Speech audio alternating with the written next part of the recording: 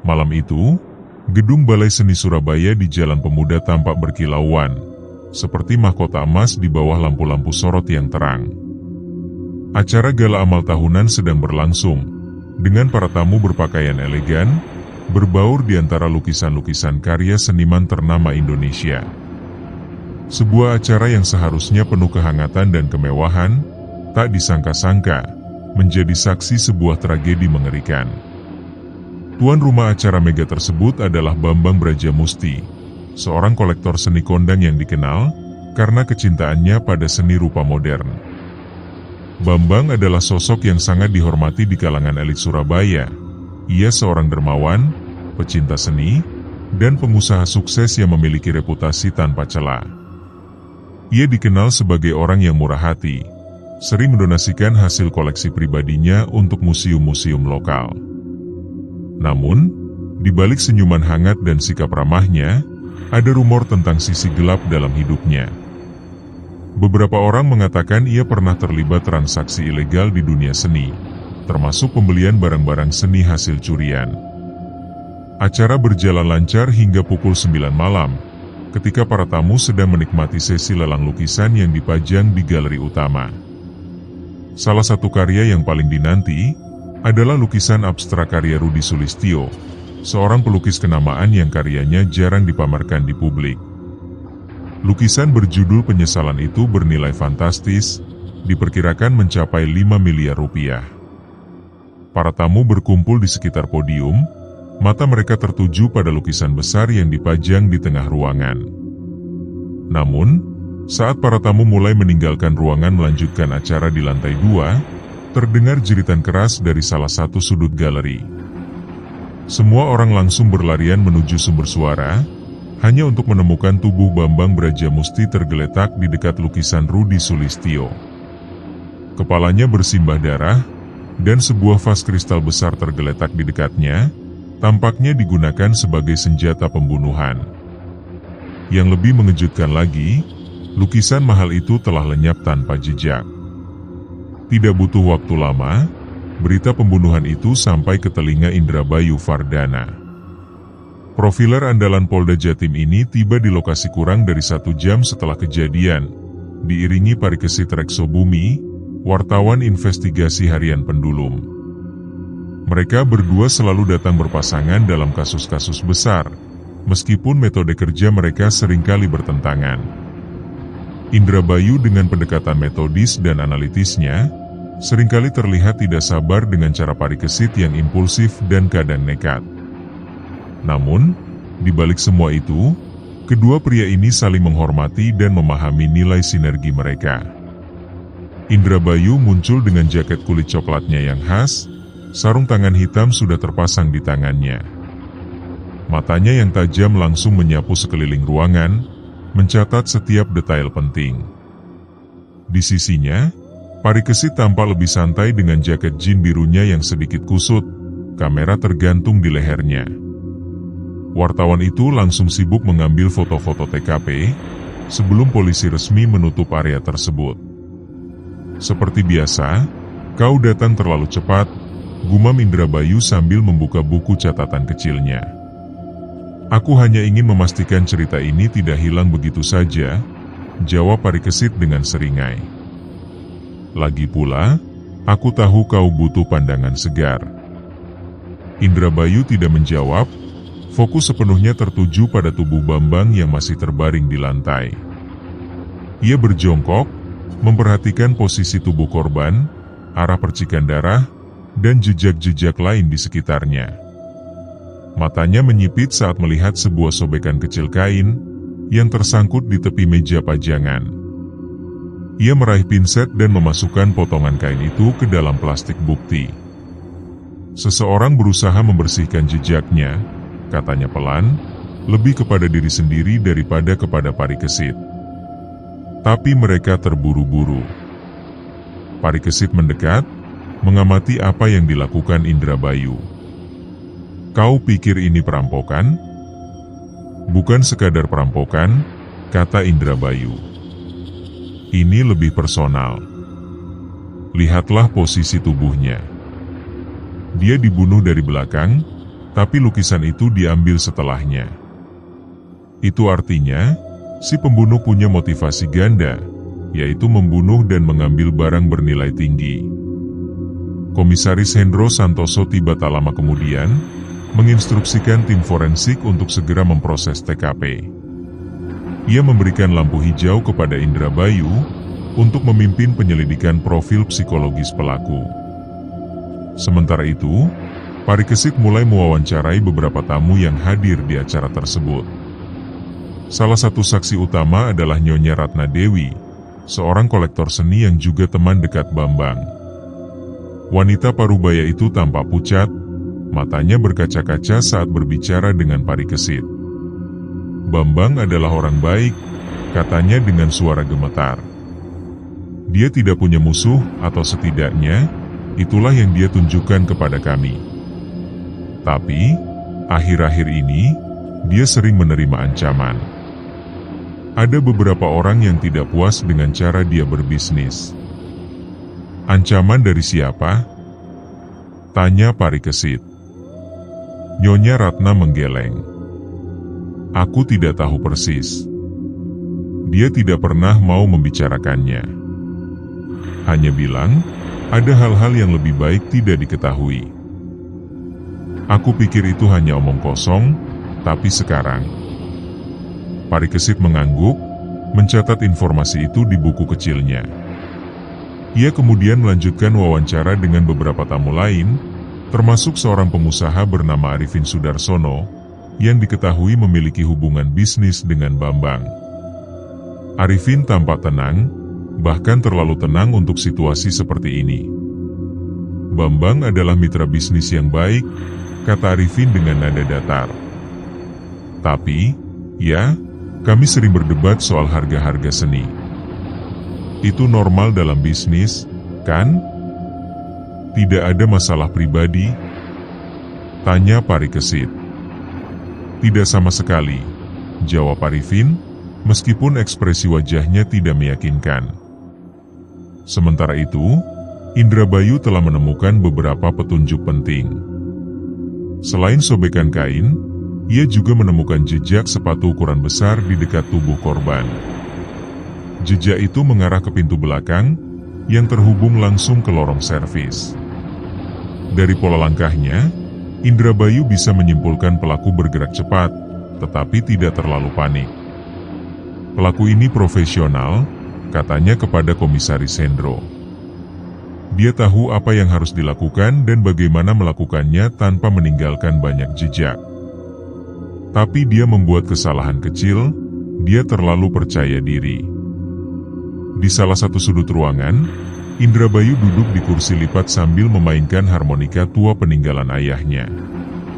Ini adalah ritualnya setiap kali mencoba merangkai fakta-fakta menjadi deduksi yang solid.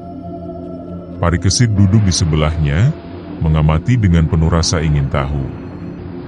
Kau sudah mendapatkan sesuatu? Tanya Parikesit. Indrabayu menurunkan harmonika dan menatapnya. Pelaku ini bukan orang baru di dunia seni. Dia tahu persis di mana lukisan itu dipajang dan bagaimana cara menghilangkannya tanpa menimbulkan kecurigaan. Motifnya jelas, uang dan dendam. Tapi ada sesuatu yang lebih dalam di sini. Seperti apa? Indrabayu menghela napas. Bambang Brajamusti bukan sekadar kolektor seni. Dia adalah pemain besar di dunia bawah tanah. Lukisan itu mungkin hanya alasan untuk menutupi sesuatu yang lebih besar. Parikesit terdiam, memikirkan apa yang baru saja didengarnya. Kalau begitu, kita tidak hanya mencari pembunuh, tapi juga rahasia yang disembunyikan Bambang. Persis, kata Indrabayu. Dan aku yakin, jawabannya ada di antara para tamu malam ini. Dengan bukti-bukti awal yang telah dikumpulkan, Indrabayu dan Parikesit mulai mempersempit daftar tersangka. Dari Nyonya Ratna Dewi yang tampak terlalu emosional hingga Arifin Sudarsono yang terlalu tenang, setiap tamu memiliki rahasia tersendiri. Namun, ada satu nama yang belum terungkap, seseorang yang tidak hadir di acara tersebut, tetapi memiliki hubungan erat dengan Bambang Brajamusti. Siapakah orang itu? Dan apakah lukisan yang hilang benar-benar alasan utama pembunuhan ini? Halo para sahabat album misteri, sebelum video cerita horor ini berlanjut, ada baiknya para sahabat untuk memberikan subscribe, like dan menyebarkan video ini, sehingga memotivasi kami untuk membuat cerita video yang lebih menyeramkan, menakutkan, menarik, dan memberikan pesan-pesan positif dalam berkehidupan. Selain itu, tidak lupa menyalakan gambar lonceng, sehingga Anda menjadi penonton pertama yang mengetahui saat kami upload cerita misteri, horor, mistis, atau klinik yang terbaru, yang akan menguji keberanian Anda untuk mendengarkan dan menonton video ini sendirian. Dan, selamat menonton. Malam semakin larut, namun gedung Balai Seni Surabaya masih dipenuhi aktivitas. Tim forensik sibuk mengumpulkan bukti-bukti di sekitar TKP, sementara para tamu acara gala amal mulai diperiksa satu persatu oleh tim penyelidik Polda Jatim. Indrabayu dengan mata tajamnya yang tak pernah luput dari detail kecil, terus memantau setiap gerakan di sekitarnya. Parikesit di sisi lain, berusaha mendapatkan informasi lebih dalam dari para tamu yang mulai gelisah. Kita butuh lebih banyak teka-teki untuk diselesaikan, gumam Parikesit, menatap Indrabayu yang tanpa asyik memainkan harmonika tua, sambil menulis sesuatu di buku catatannya. Indrabayu meletakkan harmonikanya, dan menatap Parikesit dengan sorot mata dingin penuh makna. Teka-teki itu sudah ada di depan kita. Menanti kita untuk membacanya. Melalui wawancara singkat dengan beberapa tamu, Parikesit berhasil menggali fakta baru tentang korban. Bambang Brajamusti ternyata tidak hanya dikenal sebagai kolektor seni yang dermawan. Di balik topeng kemurahan hatinya, ia memiliki reputasi kontroversial di dunia seni bawah tanah.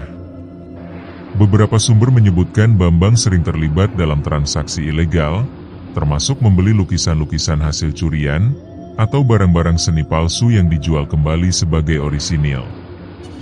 Salah satu nama yang muncul berkali-kali dalam percakapan adalah Rahmat Darmawan, seorang pengusaha muda, yang dikenal sebagai pesaing utama Bambang dalam dunia seni rupa modern. Rahmat adalah pendiri galeri seni Prisma Art, sebuah galeri yang sedang naik daun di Surabaya.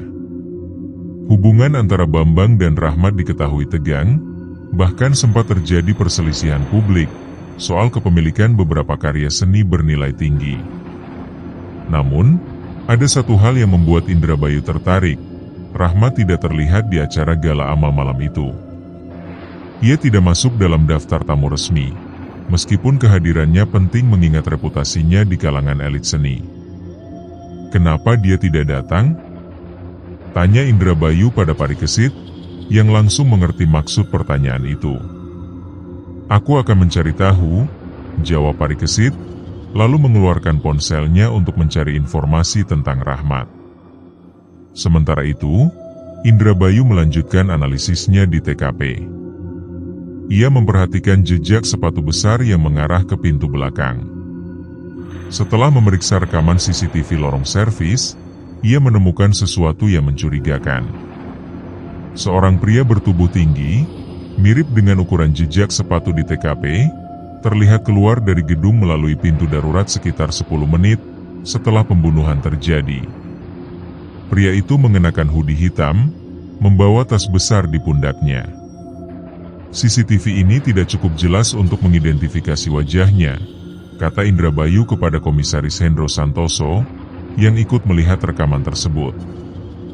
Tapi tas besar itu mungkin digunakan untuk membawa lukisan yang hilang. Komisaris Hendro mengangguk. Apa kau bisa menduga siapa pelaku ini?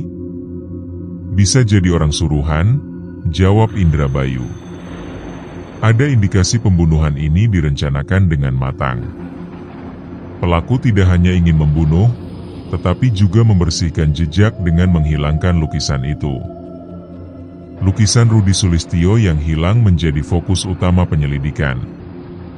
Menurut Nyonya Ratna Dewi, lukisan itu memiliki nilai emosional tinggi bagi Bambang.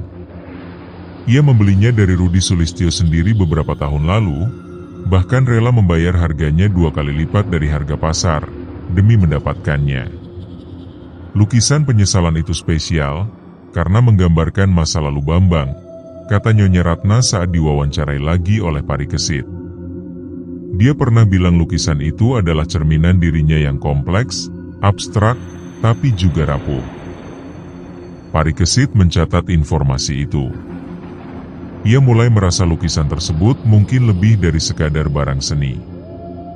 Mungkin ada rahasia pribadi Bambang yang tersembunyi di balik kanvas itu. Setelah mengumpulkan beberapa data di TKP pembunuhan, Indrabayu mulai menyusun profil psikologis pelaku berdasarkan bukti-bukti awal.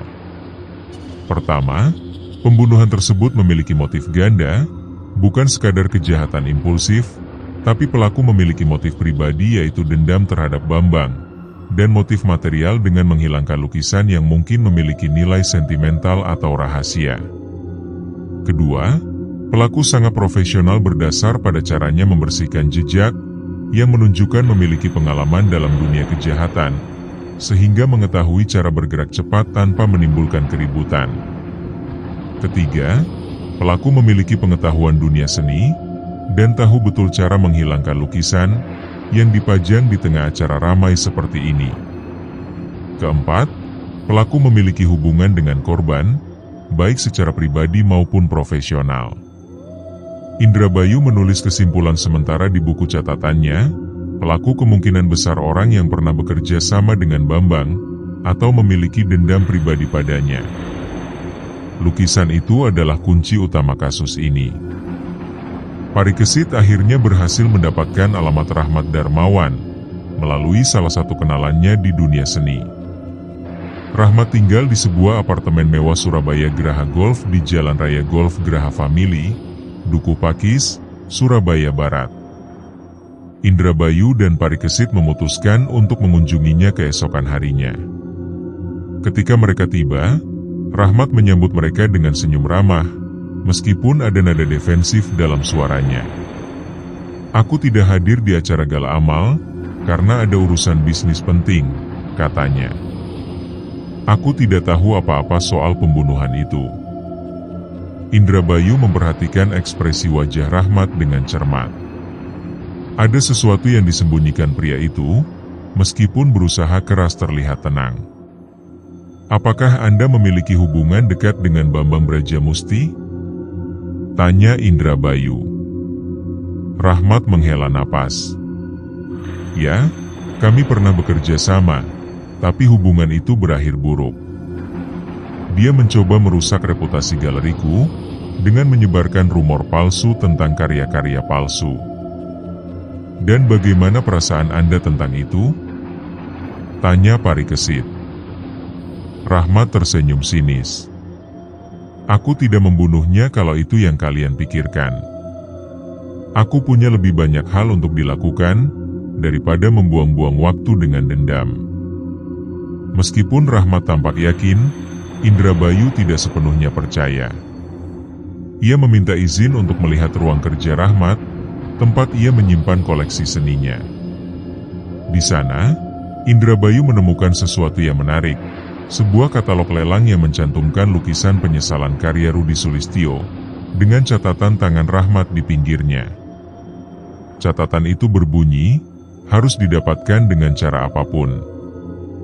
Dengan bukti baru dari Rahmat Darmawan, Indrabayu dan Parikesit mulai menyusun teori baru. Apakah Rahmat otak di balik pembunuhan ini? Ataukah ia hanya salah satu pion dalam permainan yang lebih besar? Di sisi lain, lukisan Rudi Sulistyo yang hilang masih belum ditemukan. Apa rahasia yang tersembunyi di balik kanvas itu? Dan apakah pelaku benar-benar beraksi sendiri, atau ada sindikat besar yang terlibat?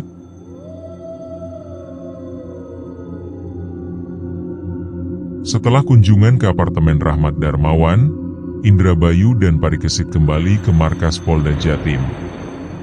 Mereka membawa serta katalog lelang yang ditemukan di ruang kerja Rahmat. Catatan tangan Rahmat pada katalog itu harus didapatkan dengan cara apapun menjadi petunjuk penting, meskipun belum cukup untuk menetapkan pria itu sebagai tersangka utama. Indrabayu seperti biasa, mulai memainkan harmonika tuanya, sambil memikirkan langkah berikutnya. Parikesit yang tidak bisa diam lama-lama, langsung mengeluarkan gagasan-gagasannya. "Kau pikir Rahmat benar-benar terlibat?" tanya Parikesit sambil menyandarkan tubuhnya di kursi kayu, seberang meja dinas Indrabayu. "Tidak pasti," jawab Indrabayu, meletakkan harmonika. "Tapi catatan itu memberi kita dua kemungkinan. Pertama, dia memang ingin mendapatkan lukisan itu dengan cara ilegal. Kedua, ini hanya upaya untuk mengalihkan perhatian." Parikesit mengernyit. Mengalihkan perhatian dari siapa?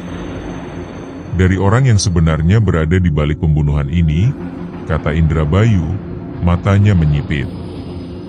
"Aku merasa ada seseorang yang lebih besar di balik semua ini. Rahmat mungkin hanya boneka." Lukisan Rudi Sulistyo menjadi fokus utama penyelidikan.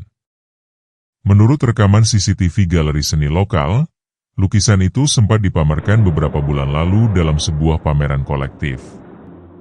Namun, setelah pameran berakhir, lukisan itu hilang dari peredaran publik, hingga muncul kembali di Gala Amal Bambang Brajamusti.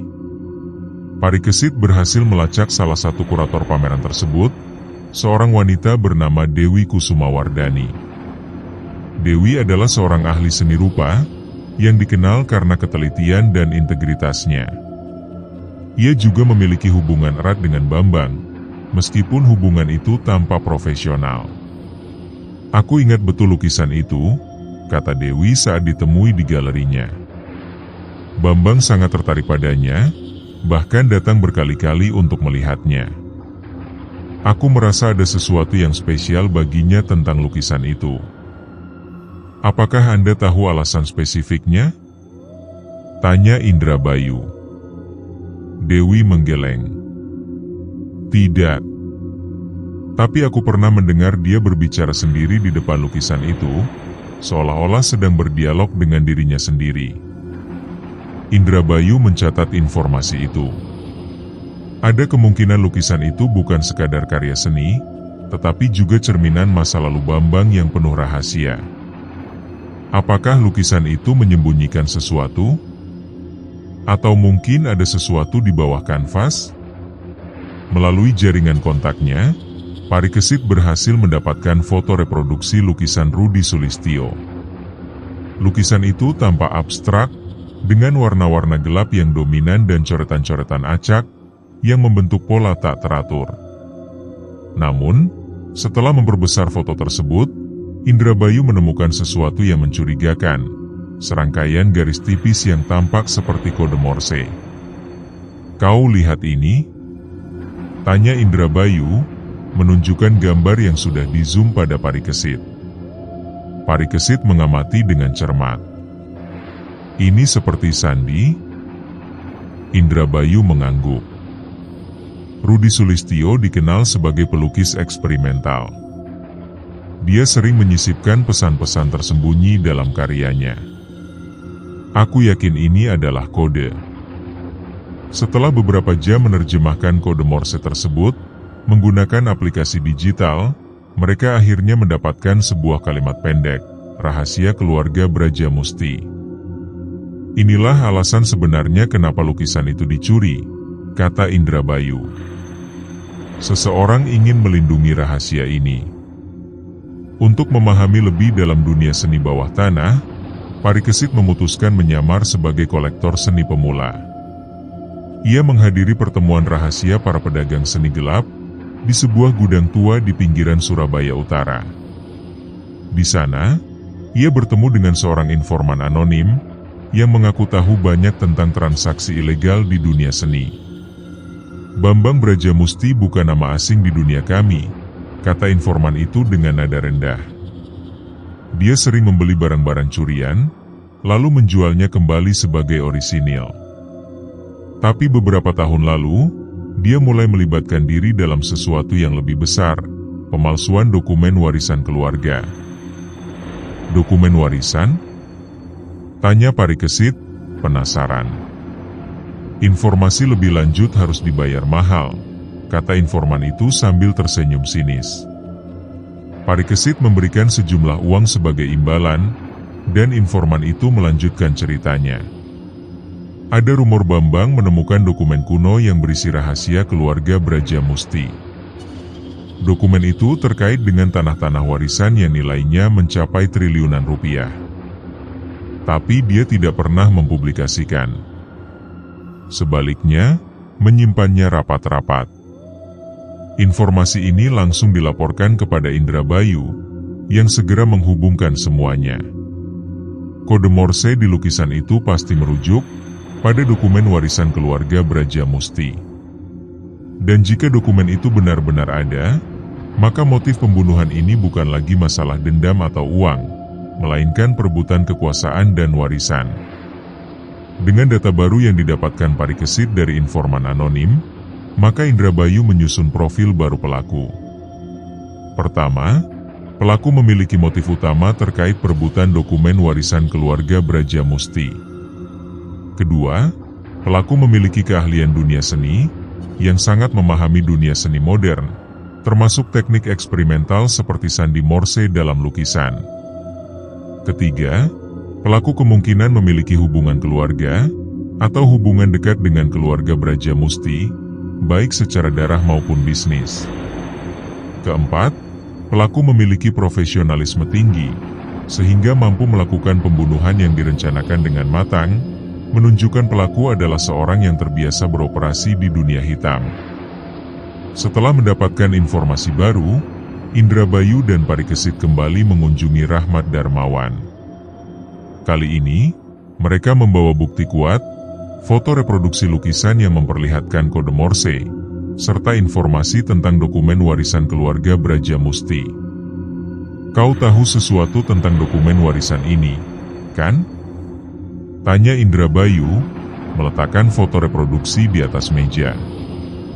Wajah Rahmat berubah pucat. Aku tidak tahu apa-apa. Lalu kenapa kau begitu ingin mendapatkan lukisan itu? Tantang Parikesit. Rahmat terdiam selama beberapa detik, lalu menghela napas panjang. Baiklah. Aku tahu soal dokumen itu. Tapi aku tidak membunuh Bambang. Seseorang mengancamku untuk mendapatkan lukisan itu, tapi aku tidak tahu siapa. Siapa yang mengancammu? Tanya Indrabayu. Rahmat menggeleng. Aku tidak tahu namanya. Dia hanya mengirim surat ancaman melalui email. Indrabayu meminta Rahmat menyerahkan semua bukti komunikasi dengan pihak misterius tersebut. Setelah meninggalkan apartemen Rahmat, mereka mulai menyadari kasus ini jauh lebih rumit daripada yang mereka duga. Dengan dokumen warisan keluarga Brajamusti sebagai motif utama pembunuhan, Indrabayu dan Parikesit mulai menyelidiki anggota keluarga lainnya. Siapakah dalang sebenarnya di balik pembunuhan ini? Dan apakah Rahmat benar-benar tidak terlibat sama sekali? Sementara itu, jejak pelaku utama mulai terlihat. Email ancaman yang diterima Rahmat ternyata berasal dari alamat IP yang sulit dilacak. Tetapi ada satu hal yang menarik, pesan terakhir yang dikirimkan pelaku berbunyi, semua akan terungkap di tempat awal. Apa maksud dari pesan itu? Dan apakah Indrabayu dan Parikesit mampu menemukan pelaku sebelum terlambat?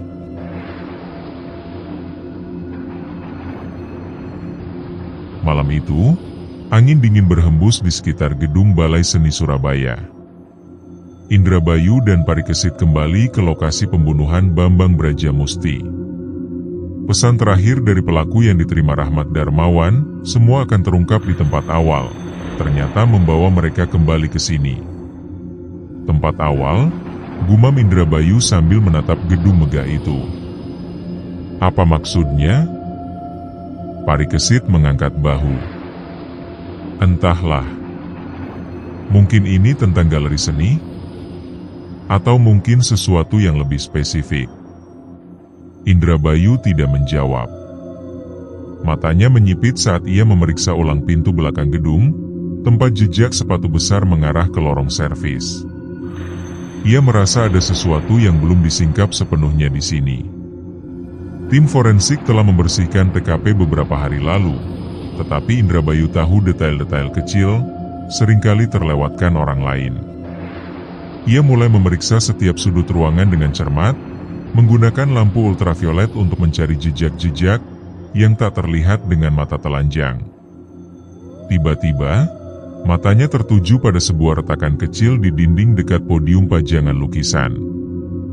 Retakan itu tampak baru, seperti bekas pukulan keras.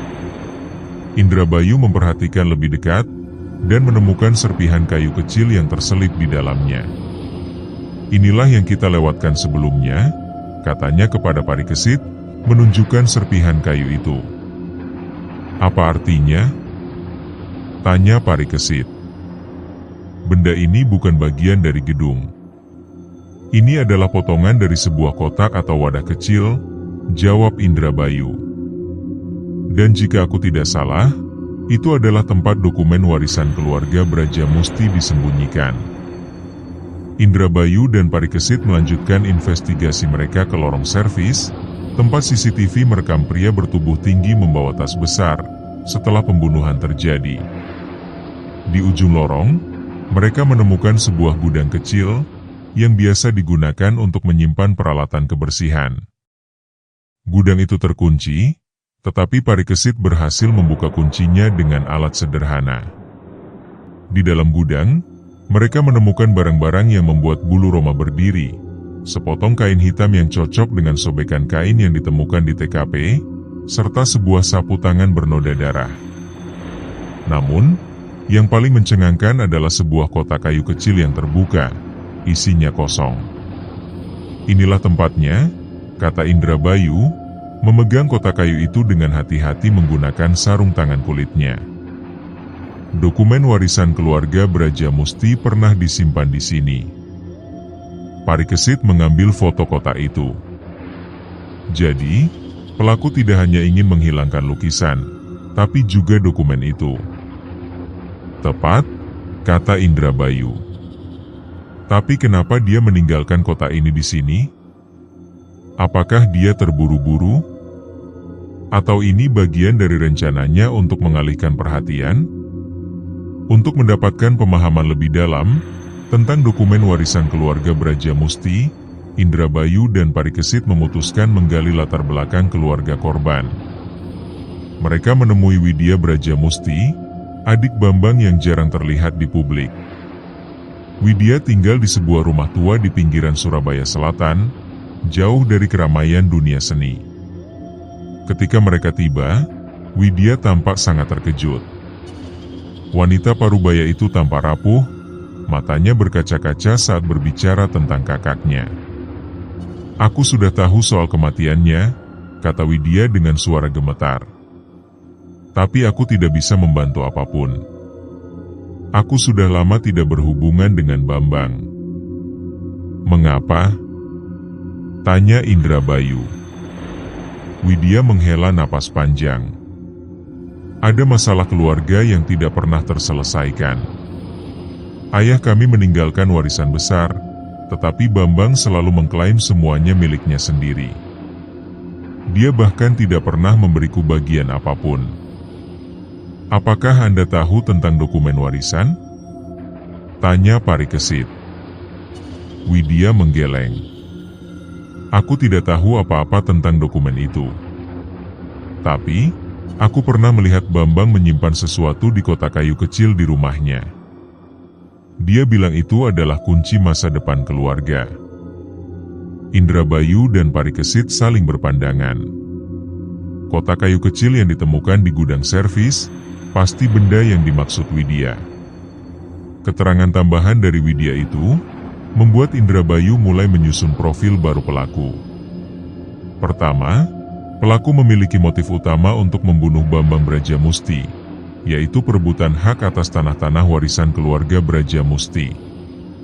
Kedua, Pelaku memiliki pengetahuan mendalam tentang sejarah keluarga Brajamusti, termasuk konflik internal antara Bambang dan Widya.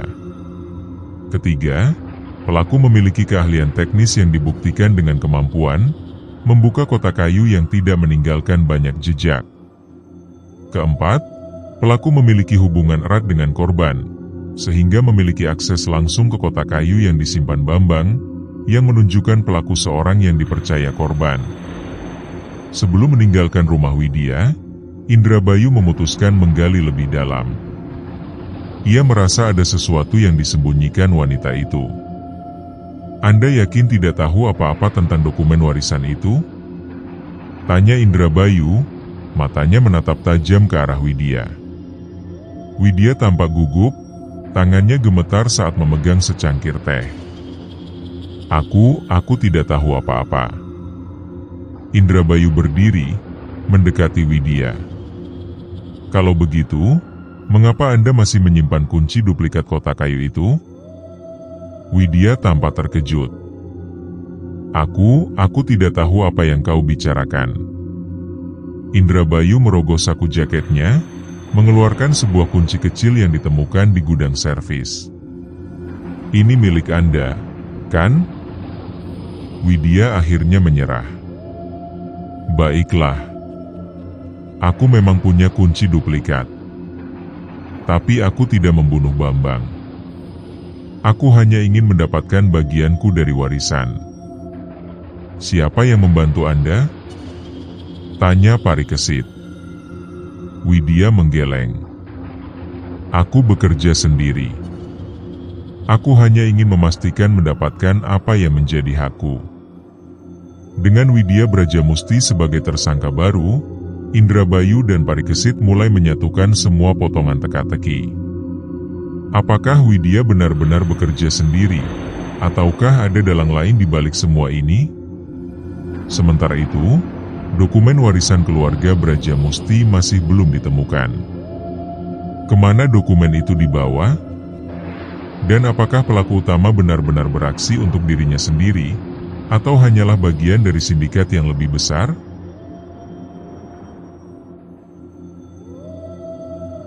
Malam semakin dalam, dan angin dingin terus berhembus di sekitar gedung Balai Seni Surabaya.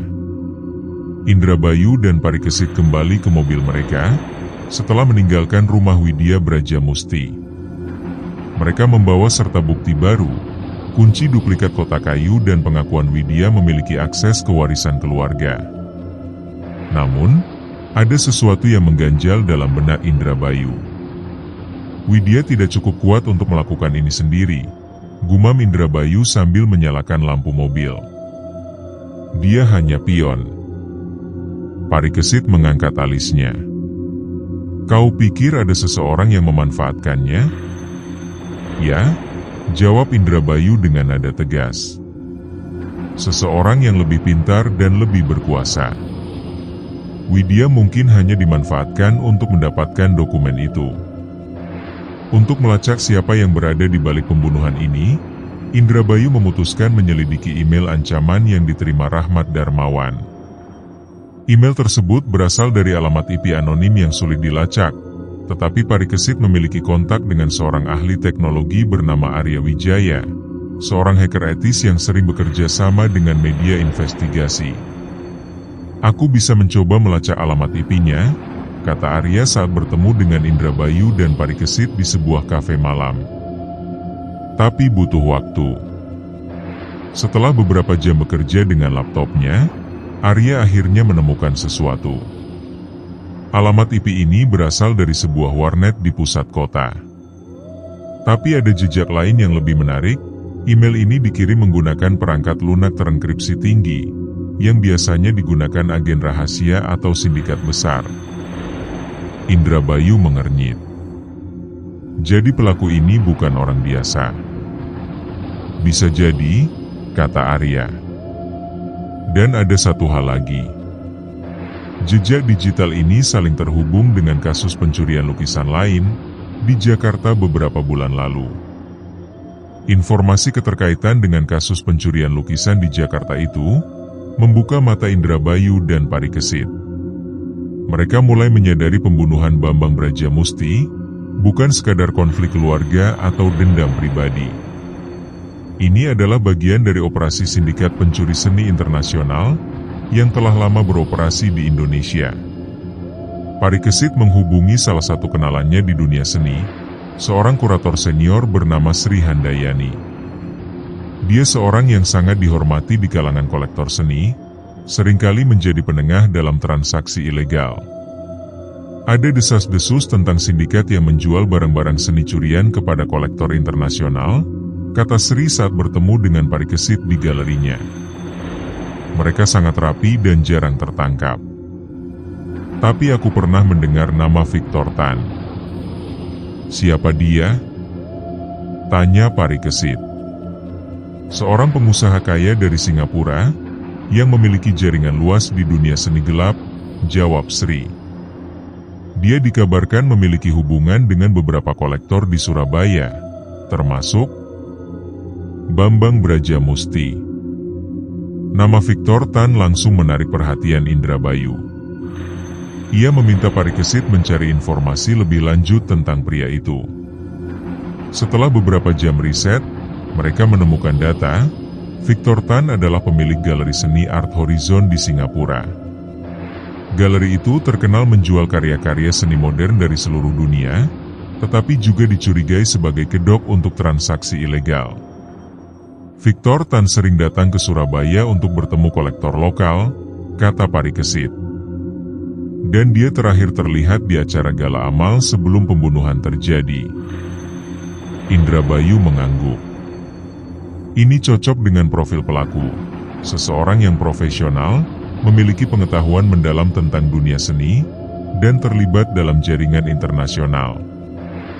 Untuk memastikan keberadaan Victor Tan di lokasi pembunuhan, Indrabayu dan Parikesit memeriksa ulang rekaman CCTV di Gedung Balai Seni Surabaya. Mereka menemukan sebuah rekaman Victor Tan berbicara dengan Bambang Brajamusti beberapa menit sebelum pembunuhan terjadi. Keduanya tampak tegang, dan Bambang terlihat seperti sedang menolak sesuatu. Victor ingin mendapatkan lukisan itu, kata Indrabayu, memperhatikan ekspresi wajah keduanya di layar. Tapi Bambang menolak. Parikesit mengangguk. Dan kemudian Bambang dibunuh. Apakah Victor terlibat langsung? Tidak pasti, kata Indrabayu. Tapi ada kemungkinan memerintahkan pembunuh bayaran melaksanakan misi pembunuhan itu. Dengan munculnya nama Victor Tan dalam kasus pembunuhan Bambang Brajamusti, Indrabayu kembali menyusun profil baru pelaku. Pertama, pelaku memiliki motif utama terkait perebutan dokumen warisan keluarga Brajamusti dan lukisan penyesalan karya Rudi Sulistyo untuk dijual di pasar seni gelap. Kedua, pelaku memiliki keahlian dan pengetahuan mendalam tentang dunia seni modern, teknik eksperimental, serta akses ke jaringan internasional. Ketiga, pelaku memiliki hubungan dengan korban, seperti hubungan bisnis dengan korban, tetapi hubungan itu berubah menjadi konflik setelah korban menolak permintaan pelaku. Keempat, pelaku memiliki profesionalisme tinggi, sehingga mampu merencanakan pembunuhan dengan matang, yang membuktikan sebagai seseorang yang terbiasa beroperasi di dunia hitam. Karena itu, Indrabayu dan Parikesit memutuskan mengunjungi Victor Tan di galerinya di Singapura. Dengan bantuan Komisaris Hendro Santoso, mereka mendapatkan izin menyelidiki galeri tersebut. Ketika tiba, Victor Tan menyambut mereka dengan senyum ramah, meskipun ada nada defensif dalam suaranya. Apa yang bisa kulakukan untukmu? Tanya Victor dengan nada santai. Kami tahu Anda berada di Surabaya pada malam pembunuhan Bambang Brajamusti, kata Indrabayu tanpa basa-basi. Victor tersenyum sinis. Aku memang ada di sana. Tapi aku tidak membunuhnya. Aku hanya kolektor seni, bukan pembunuh. Apakah Anda tahu sesuatu tentang dokumen warisan keluarga Brajamusti? Tanya Parikesit. Victor menggeleng. Aku tidak tahu apa-apa tentang dokumen itu.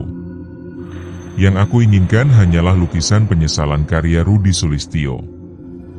Sayangnya, Bambang menolak menjualnya padaku. Indrabayu memperhatikan ekspresi wajah Victor dengan cermat. Ada sesuatu yang disembunyikan pria itu, meskipun ia berusaha keras untuk terlihat tenang. Dengan bukti-bukti baru yang mengarah pada keterlibatan Victor Tan, Indrabayu dan Parikesit mulai menyusun rencana menjebaknya. Namun, mereka juga menyadari Victor hanyalah salah satu tokoh penting dalam sindikat ini. Siapa dalang utama di balik semua ini? Sementara itu, dokumen warisan keluarga Brajamusti masih belum ditemukan. Kemana dokumen itu dibawa? Dan apakah pelaku utama benar-benar beraksi untuk dirinya sendiri, atau hanyalah bagian dari sindikat yang lebih besar?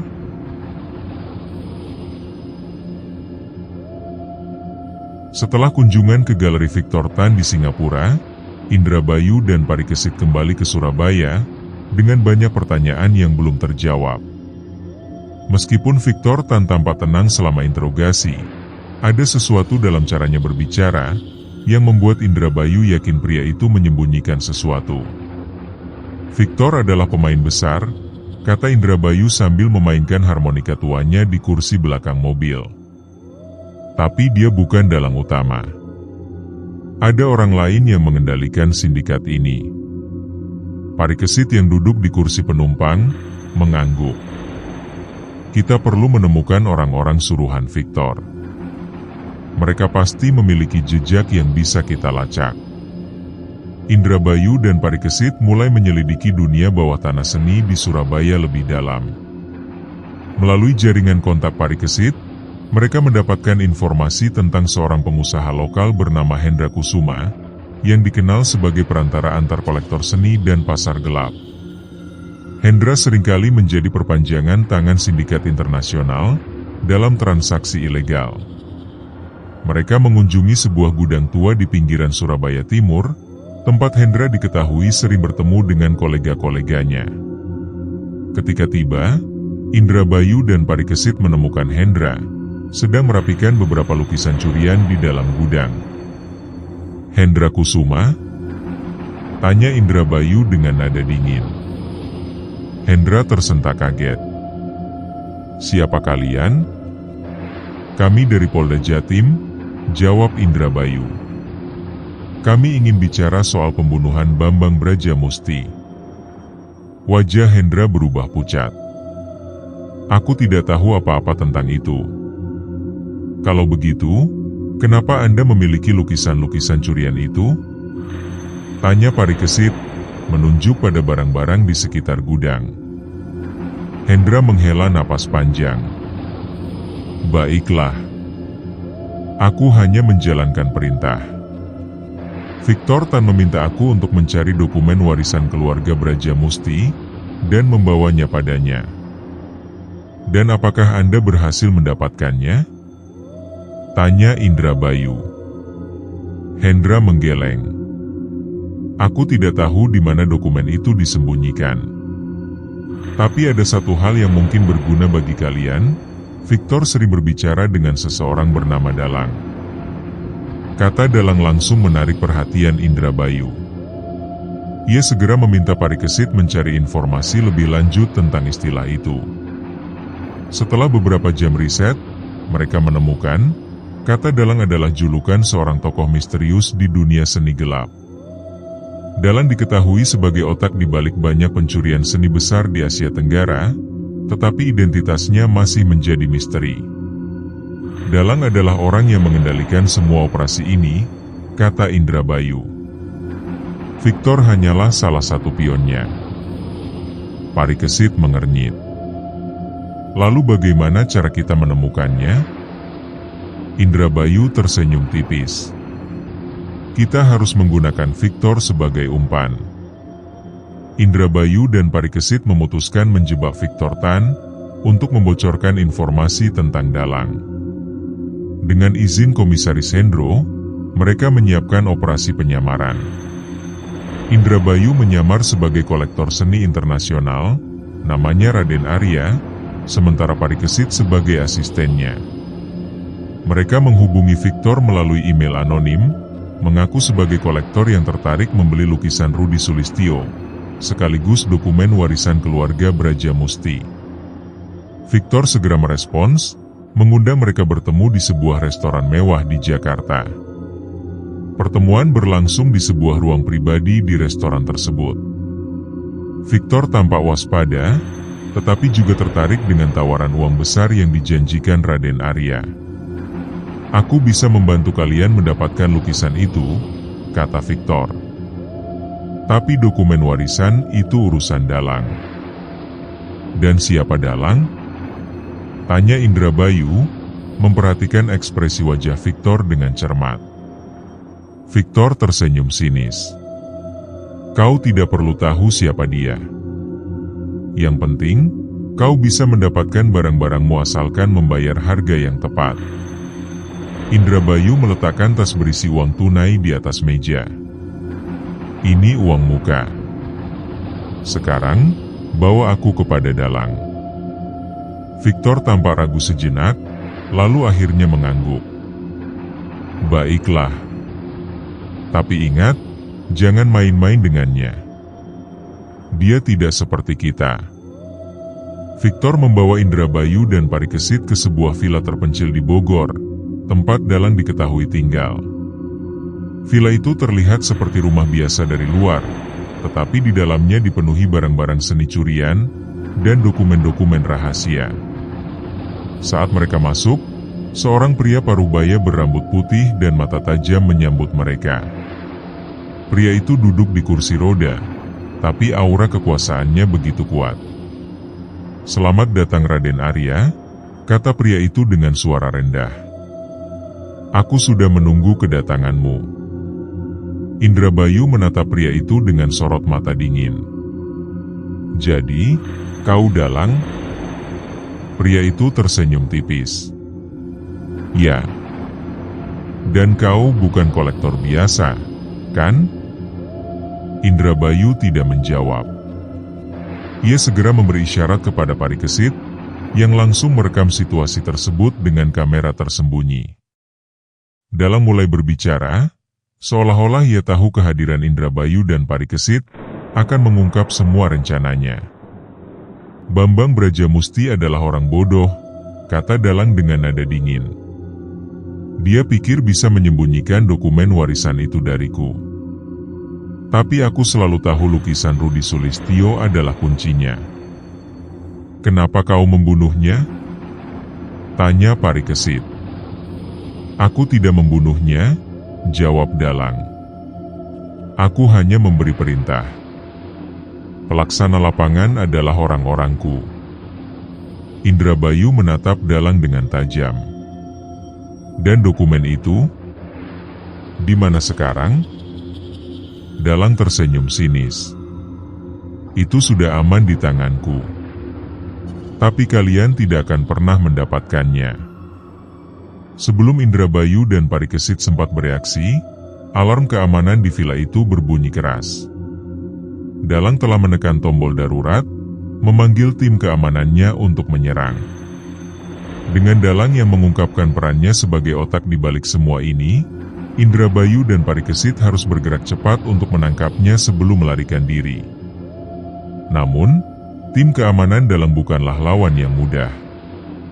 Apakah Indrabayu dan Parikesit bisa menghentikan Dalang sebelum dokumen warisan keluarga Brajamusti hilang selamanya? Dan apa rahasia besar yang tersembunyi dalam dokumen itu?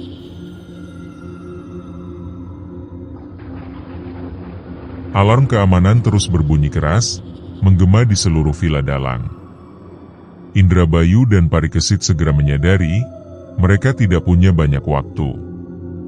Tim keamanan Dalang sudah menuju ruangan tempat mereka berada, dan suara langkah-langkah cepat semakin mendekat. "Kita harus keluar dari sini," kata Parikesit dengan nada tegang. Indrabayu mengangguk, tetapi matanya tetap tertuju pada Dalang yang masih duduk tenang di kursi rodanya. "Kau tidak akan pergi kemana-mana," kata Indrabayu dingin. Dalang tersenyum sinis. Aku sudah menunggu saat ini sejak lama, Raden Arya atau apapun namamu. Kalian tidak bisa menghentikanku. Sebelum Indrabayu sempat menjawab, pintu ruangan terbuka dengan keras, beberapa pria bersenjata masuk. Mereka mengarahkan senjata api ke arah Indrabayu dan Parikesit. Meskipun dalam posisi terdesak, Indrabayu tetap tenang. Ia melemparkan tas uang tunai yang tadi dibawa sebagai umpan ke arah para penyerang, menciptakan gangguan sesaat. Dalam hitungan detik, ia sudah bergerak cepat, menggunakan teknik bela diri tingkat tinggi, untuk melumpuhkan dua pria bersenjata.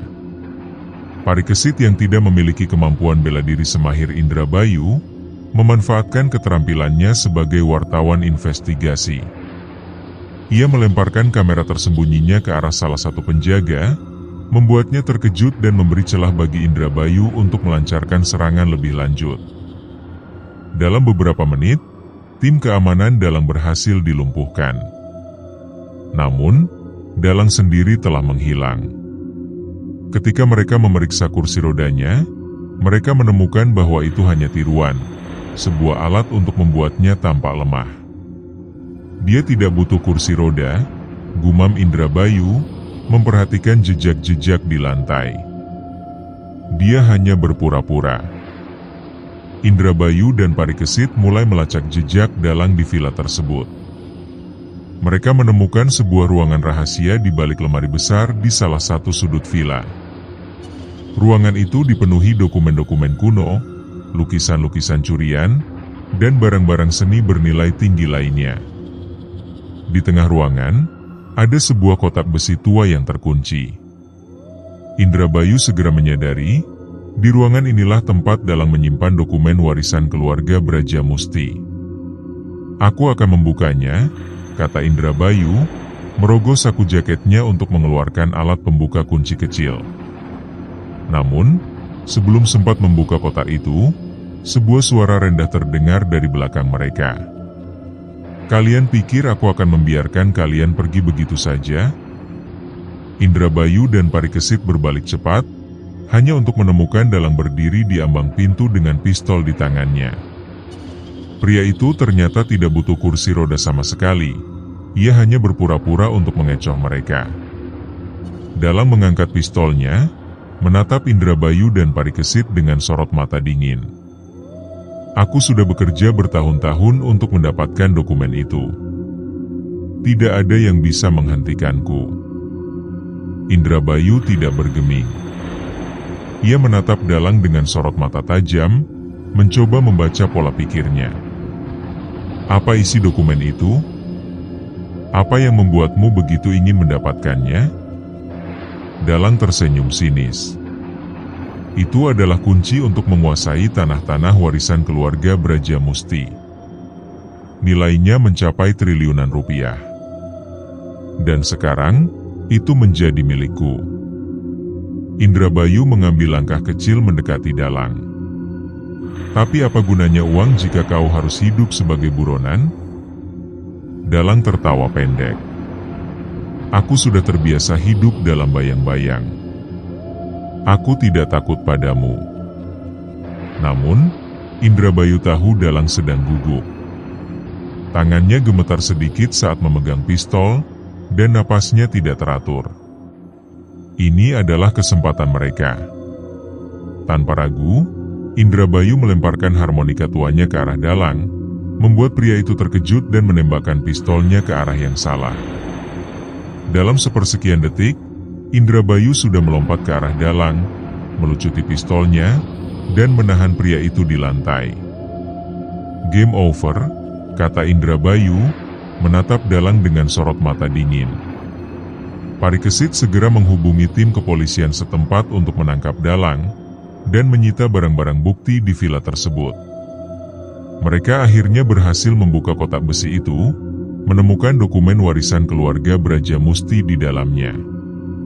Setelah dokumen itu diperiksa, Indrabayu dan Parikesit menemukan info.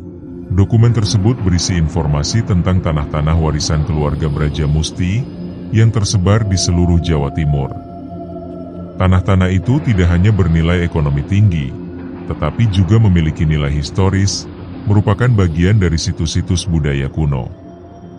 Namun, ada satu hal yang lebih penting.